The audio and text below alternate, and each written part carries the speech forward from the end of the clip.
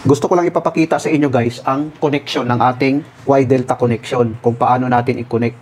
Pag ang motor natin guys ay 6 leads out, ang connection yan ay Y-delta connection. Katulad nito. Ito yung diagram natin guys sa power circuit. Kung makikita natin dito, ito yung 3-phase circuit breaker, overload relay natin nasa taas. Ang purpose kasi nito guys, para ma-consume niya ang lahat ng daloy ng kuryente sa ating 3-phase motor, sa ating overload. Kaya nga nasa taas ang overload relay. Pag ang ating motor guys, humigit na sa 10 kW, Y-delta connection yan. Depende din sa motor. Mayroon kasing motor na kahit malaki ang kilowatt, pero Y connection pa rin siya.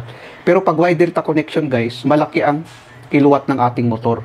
I-demonstrate ko lang sa inyo kung ano ang function ng ating Y-delta connection. Ang una kasing gagana guys, pag i-on natin tong circuit breaker, pag mag-close ang contact nitong main at saka Y, yan ang unang gagana. Bali, i-close together ng Y, ang U2, B2 at saka W2. Bali ito kasi ang i-close niya. Magkaka-connected together itong tatlo, no? Tatlong contact, isa, dalawa at saka tatlo, no? Dito sa ating motor. Bali i-close niya ito. Kumbaga gaganon yan guys eh. Kumbaga magko-close yan parang ganito. Gaganito kasi yan. Yan ang Y. Magko-close yan, ganun ang Y, no? Magko-close siya. Tapos ngayon magkakaroon ng power dito sa main. Gagana ngayon ang motor natin sa Y connection. Ganun siya, no? Pag mag-Y connection siya.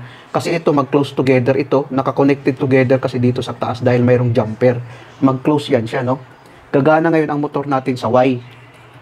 Ganun siya, no? Ito, demonstration lang. Tapos ngayon, after 3 seconds or 5 seconds na ating setting sa ating on-delay timer, i-open naman niya ito, no? I-open niya itong nag-close. I-open niya itong mag-close. Ito, mag-open ang contact nito. I-close naman niya ang M at saka delta naman ang gagana ngayon. Gagana ang delta, i-close naman niya ang U1 at saka W2, no? Ito, U1 at saka W2. Bali, magaganon yan, guys, kung mag-delta siya, no? I-close together niya, no? Kung makita natin, i-close together niya, gaganon siya.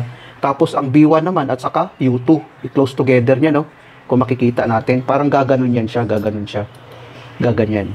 Tapos, ngayon, ang W1 naman at saka B2. Mag-close together din ito guys. Kumbaga, gaganon yan eh. Gaganon yan. Ganon ang delta ngayon. Tatakbo ngayon ang delta natin. Pag mag-close itong main at saka yung delta, tapos mag-open naman ito. Bali, pag ganon, pag gagana ang delta contactor natin at saka main contactor, ganon ang position niya guys. Ngayon, gagana ang 3-phase motor natin sa delta connection. Ngayon, tanggalin natin to.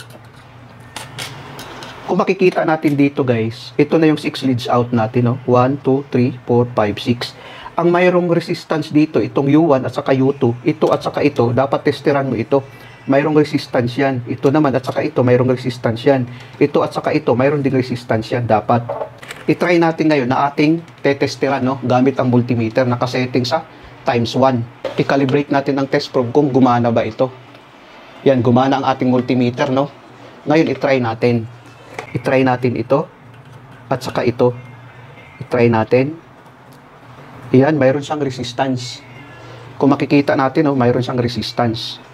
Tapos dito naman, ito naman, B1 at saka U2.